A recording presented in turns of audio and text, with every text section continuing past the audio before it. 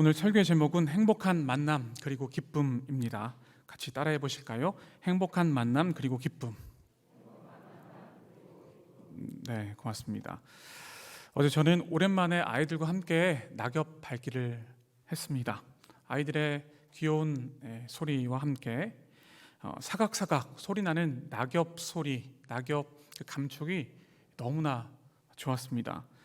게다가 단풍나무에서 들리는 새소리들을 들으면서 새들이 노래를 하는 것처럼 느껴졌습니다. 이렇게 소소한 행복을 느끼니까 얼마나 좋던지 그 기쁨은 말로 할 수가 없었습니다. 이러한 자연에 의한 기쁨도 있지만 믿음 안에서 하나님과 함께 하는 사람들, 그 행복과 기쁨이 우리에게 있죠. 여러분들은 어떠한 행복과 기쁨을 지금 누리고 계십니까? 얼마 전에 제가 방송 프로그램에서 유퀴즈 온 더 블럭이라는 TV 프로그램을 봤는데요. 거기에 나온 분이 김쌍식이라는 분입니다. 이름이 김상식도 아니고 김쌍식인데요. 네. 경상남도 남해에서 행복 베이커리를 운영하시는 빵집 아저씨입니다. 사진에 나와 있는데요. 인상 굉장히 좋으시죠? 네. 자, 이분이 현재 남해에서 등하굣길에 아이들에게만 무료로 빵을 나눠준다고 합니다. 빵과 아울러서 요구르트를 나눠준다고 해요. 최근에 LG그룹에서 의인상을 주는데 이 상을 2번이나 거절을 하셨다가 나중에 3번째 만에 이 상을 받기로 결정을 하셨다고 합니다. 놀랍지 않습니까? 상을 준다고 하는데 2번이나 거절을 하고 3번째 받는 놀라운 역사가 있었습니다. 매일 20명에서부터 30명의 아이들에게 무료로 빵을 나눠주고요. 그리고 이 아이들이 그 빵을 먹고 행복을 누린다고 합니다. 맨 처음에는 아이들이 눈치를 봐서 이 빵을 밖에다 내놔야 되겠다 이런 생각을 한 나머지 이 빵집 아저씨는 아이들에게 무료로 빵을 나눠주게 됩니다. 코로나 기간 4월에서 6월까지 아이들에게 빵을 나눠줬는데 요구르트를 나눠줄 수가 없어서 재정적인 여유가 없어서 그것을 나눠주지 못해서 너무나도 미안했다 이런 얘기를 하는데 제가 그 말을 듣는데 순간적으로 마음이 울컥했어요. 세상에 저런 사람도 있구나. 빵 주는 것도 정말 귀한데 요구르트를 주지 못해서 너무나 미안했다 이런 얘기를 딱 하는 순간에 제 마음에서 막 심장이 고동치는 것 같았습니다.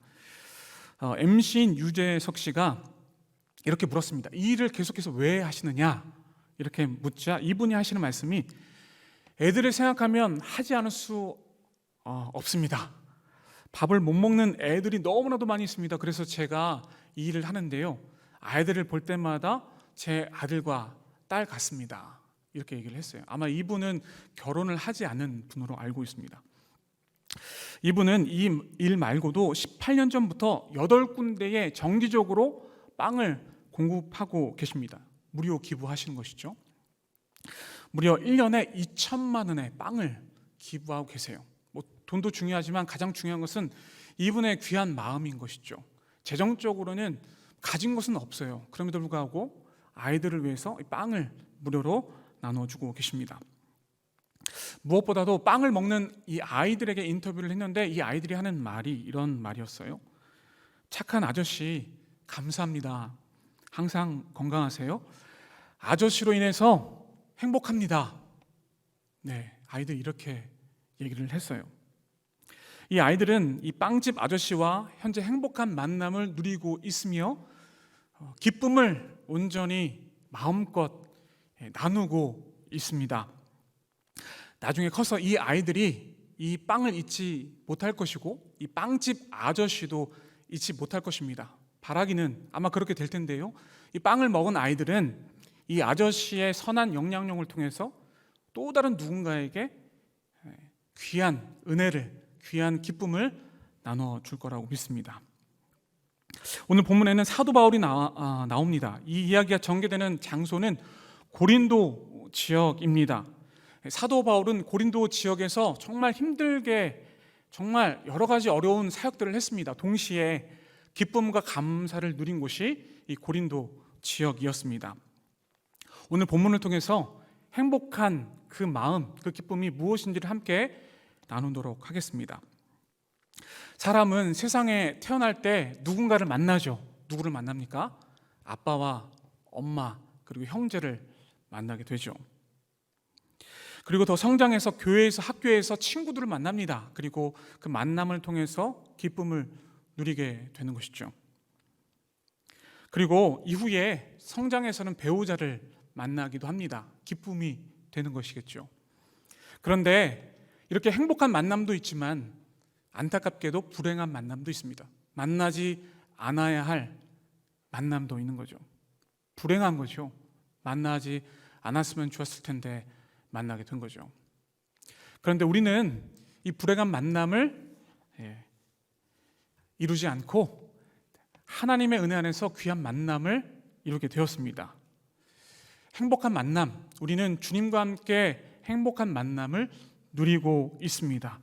그래서 우리는 지금 현재 너무나도 기뻐하고 있는 것이죠. 이렇듯 우리의 삶의 만남에서 모든 것이 만남으로 출발하고 만남으로 끝납니다. 결국에는 끝이 나죠. 만남을 통해서 끝이 납니다. 처음 시작할 때 만나고 끝날 때도 만나지만 마지막에는 주님을 만남으로 말미암아 끝이 나는 것이죠. 이것이 만남인 것이죠. 만약에 우리가 예수님 만나지 못했다면 불행한 삶을 살았을 것입니다. 그런데 우리는 주님을 만나게 되었죠.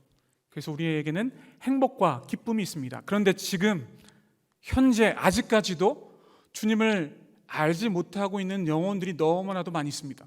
그 행복, 그 기쁨을 누리지 못하고 있는 것이죠.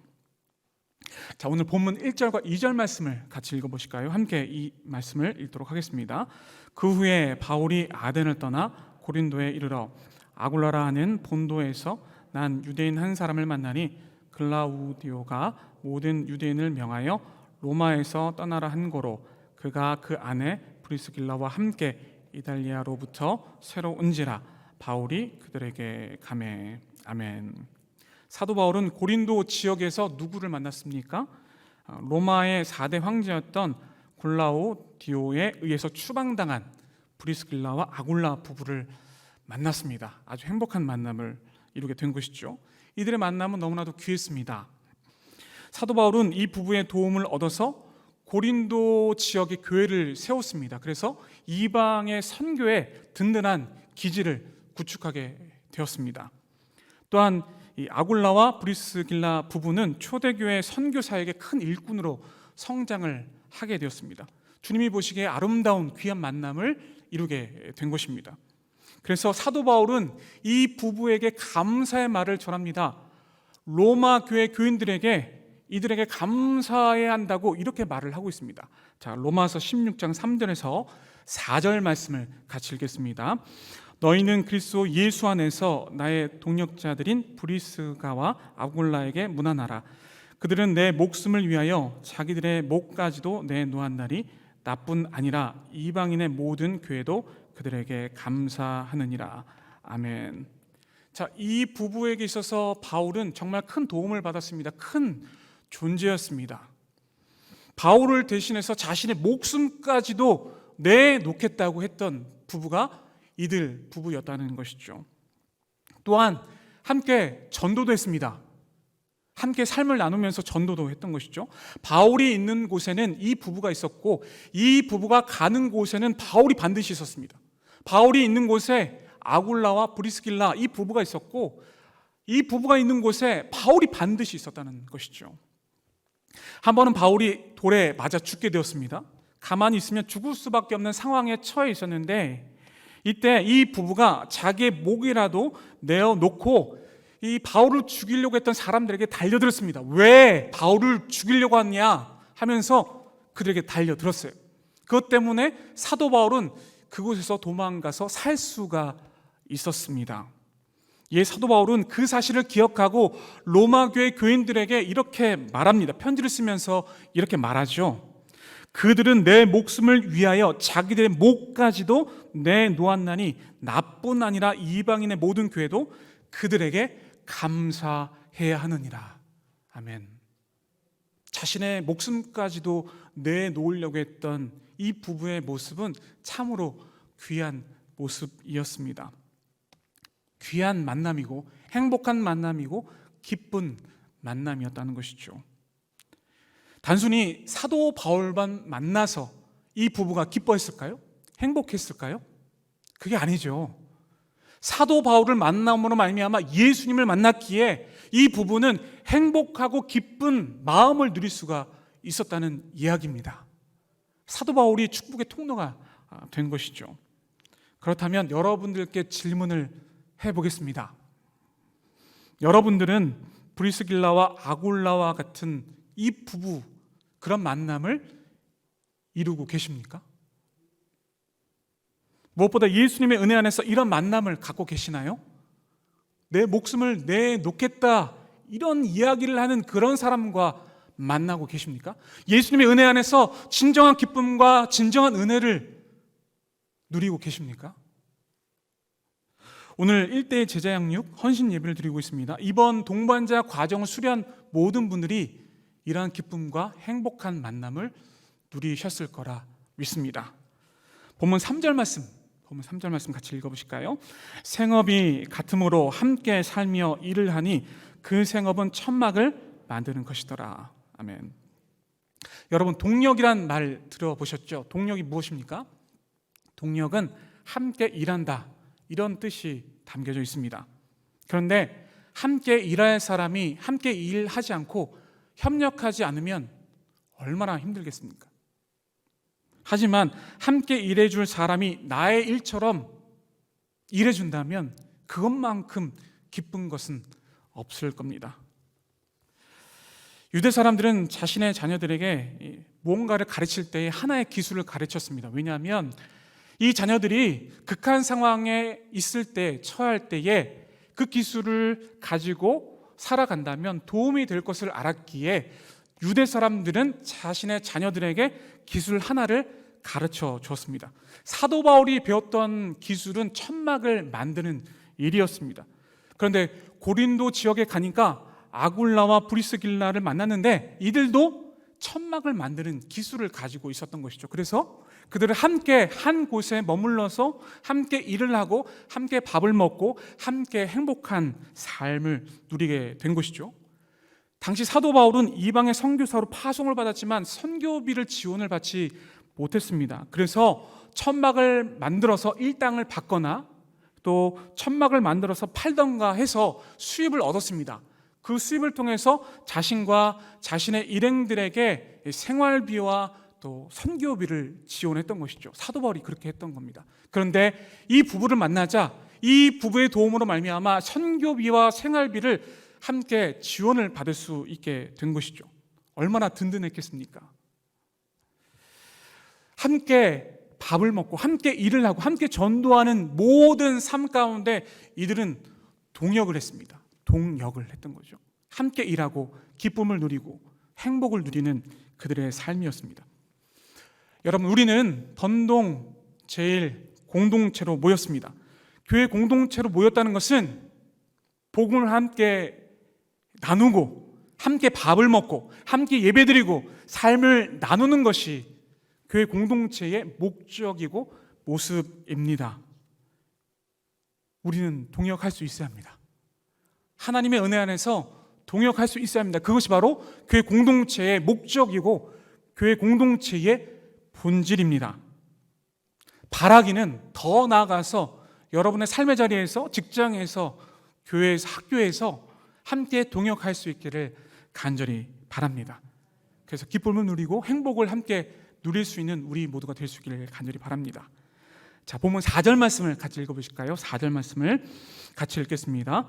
안식일마다 바울이 회당에서 강론하고 유대인과 헬라인을 권면하니라. 아멘. 본문 4절 보니까 안식일마다 바울이 회당에서 강론하고 많은 사람들에게 복음을 전했다, 이렇게 말씀을 하고 있습니다. 고린도 지역은 믿음의 불모지였습니다. 그래서 사도 바울은 온 마음과 정성과 힘을 다해서 복음을 전파했습니다. 예수님의 십자가의 죽으심과 부활하심을 온전히 전하기 위해서 자신의 모든 것들을 다 던졌던 것이죠. 사도 바울의 희생과 헌신으로 말미암아 그곳에 복음의 씨앗이 뿌려지게 됐고 또 이것이 자라서 나무가 되었고 큰 숲을 이루게 되었습니다. 다시 말해서 많은 사람들이 주께 돌아오는 놀라운 축복의 역사가 일어나게 된 것이죠. 많은 사람들이 주님을 믿고 세례를 받았습니다. 무엇보다 주님께서 사도 바울에게 음성을 들려주심으로 말미암아 그 음성을 듣고 사도 바울은 복음을 담대하게 겸손하게 전했습니다. 비록 대적들이 그에게 와서 공격을 했지만 사도 바울은 그것에 크게 마음을 쓰지 않고 하나님께서 주신 그 음성에 의해서 복음을 온전히 전했습니다. 그리고 끝내는 많은 영혼들이 주께 돌아오는 놀라운 역사가 일어나게 된 것이죠. 자, 사도행전 18장 8절에서 10절 말씀을 같이 읽어보실까요? 또 회당장 그리스보가 온 지방과 더불어 주를 믿으며 수많은 고린도 사람도 듣고 믿어 세례를 받더라. 밤에 주께서 환상 가운데 바울에게 말씀하시되 두려워하지 말며 침묵하지 말고 말하라. 내가 너와 함께 있음에 어떤 사람도 너를 대적하여 해롭게 할 자가 없을 것이니 이는 이 성중에 내 백성이 많음이라 하시더라. 아멘. 네. 주님께서 음성을 주심으로 말미암아 담대한 마음을 갖고 사도 바울은 복음을 전했습니다. 그리고 끝끝내는 많은 사람들이 주께 돌아오는 놀라운 역사가 있게 되었다는 것이죠. 입술로 주님을 고백하고 세례를 받음으로 말미암아 새롭게 거듭난 사람들이 수없이 많게 되었다는 것을 오늘 성경을 통해서 볼 수가 있습니다. 저희 교회는 1:1 제자 양육을 하고 있습니다. 양육자와 동반자가 총 16번을 만나서 하나님의 말씀을 나누고 삶을 나누고 있습니다. 저는 이 교제를 통해서 많은 도전을 받았는데요. 어떠한 도전을 받았냐 하면은 이 교재 1:1 제자 양육 교재가 있습니다. 책이 있는데요. 이 교재의 마지막 과의 16과에는 이 제목이 사역하는 삶인데요. 이 과에 이런 내용이 있습니다. 자막을 한번 띄워주실까요? 제가 읽어보겠습니다. 예수 그리스도의 일을 하기 위해서는 그분과 깊은 교제를 나누며 그분을 따라가야 합니다. 예수 그리스도를 따르며 순종하는 사람들은 그분의 일을 할 수 있습니다. 우리가 받은 양육은 바로 주님을 위한 우리의 사역으로 그 열매가 나타납니다. 아직도 우리 교회는 자리나 채우고 일주일에 한 번 설교를 듣는 것으로 자신이 그리스도인으로 살고 있다고 생각하는 사람이 많습니다. 그들의 신앙 자세가 그렇게 수동적인 이유는 제대로 양육을 받지 못했기 때문입니다. 양육을 받으면서 신앙 자세가 적극적으로 변화하게 됩니다. 그러므로 양육의 열매는 주를 위한 사역이라고 할 수 있습니다. 아주 중요한 대목이 이 교재에 나와 있습니다. 단순히 설교만 듣고 일주일에 한 번 자리만 채우는 것으로 내가 하나님의 사람이다 이렇게 단정 지어서는 안 되는 거죠. 양육을 받아야 합니다. 하나님의 말씀을 받고 그 말씀을 통해서 새롭게 거듭날 수 있는 그러한 모습이 있을 때에 하나님의 백성이라고 칭함을 받을 수 있다는 이야기죠. 주님이 그런 사람을 칭하고 계신다는 이야기입니다. 일주일에 한 번만 설교 들어? 아니야. 그건 하나님의 사람이 아니야. 이렇게 우리에게 말씀하고 있는 거예요. 사도 바울은 지금 주님과 함께 함으로 말미암아 제자의 삶을 살았습니다. 그리고 하나님의 음성을 듣고 나아가서 복음을 전파했습니다. 삶으로 증명했다는 이야기죠. 그래서 제자의 삶을 산 것입니다. 그리고 성령의 열매가 얼마나 중요한지를 깨달아 알게 된 것이죠. 그래서 사도 바울은 성령의 열매, 양육의 열매를 맺을 수 있었습니다. 사도 바울의 사역입니까? 물론 사도 바울이 열심히 사역을 해서 이 모든 양육의 열매를 맺었지만은 하나님께서 함께 하심으로 말미암아 하나님의 음성을 들은 그 모든 순간순간마다 주님께서 동행하심으로 말미암아 이 사도 바울이 양육의 열매를 맺게 된 것이죠. 여러분, 쉰들러 리스트라는 영화 아십니까? 흑백 영화거든요. 실제 이야기를 바탕으로 한 영화입니다. 2차 세계대전이 진행되는 가운데 독일의 나치는 유대인들을 정말 많이 죽였습니다. 평소에 유대인들에게 열등감을 많이 느꼈던 이 나치들이 유대인들을 대량으로 학살을 했던 것이죠. 가스로 죽이고 칼로도 죽이고 엄청나게 죽였습니다. 수많은 사람들이 죽었죠. 유태인들이요. 당시 나치 당원이었던 쉰들러는 엄청난 부를 가졌습니다. 유태인들을 이용해서 엄청난 부를 얻었거든요. 근데 중요한 한 사건이 일어납니다. 빨간색 코트를 입고 있던 유태인 소녀가 독일군에 의해서 비참하게 죽음으로 돌아오게 되자 이 쉰들러는 이게 아니구나, 내가 유대인들을 살려야 되겠다, 이런 생각을 하게 되죠. 그래서 1100명의 유대인들을 살립니다. 나중에 살아남은 유대인들이 감사의 마음을 가지고 자신들이 서명한 서명서와 탈무드 반지를 주었을 때 쉰들러가 오열을 합니다. 내가 가지고 있던 차 하나를 더 팔았다면 한 영혼을 구원할 수 있었을 텐데 하염없이 눈물을 흘리면서 내가 이것을 받을 자격이 없습니다, 이렇게 얘기를 했어요. 제가 그 장면을 보면서 아직까지도 그 장면이 생생하게 기억이 납니다. 사랑하는 여러분, 아직도 주님을 믿지 못하고 있는 영혼들이 너무나 많이 있습니다. 그리고 일주일에 한 번만으로 내가 주님의 사람이다 이렇게 자부하는 사람들이 너무나 많습니다. 가나안 성도들이 너무나 많이 있습니다. 안나가 성도, 여러 가지 절망 속에서 하나님을 찾지 못하고 있는 영혼들이 너무나 많다는 이야기죠. 우리는 주님의 제자입니다. 주님의 제자는 하나님의 말씀으로 말미암아 양육을 받은 사람들을 지칭하는 것이죠. 그리고 말씀을 전하고 삶으로 증명하는 사람들을 제자라고 칭하는 것입니다. 그 일에 우리 모두가 함께 동역할 수 있길 바랍니다. 함께 밥을 먹고 함께 예배드리고 함께 삶을 나누고 함께 마음을 나눌 수 있는 번동제일 공동체가 될 수 있기를 간절히 바랍니다.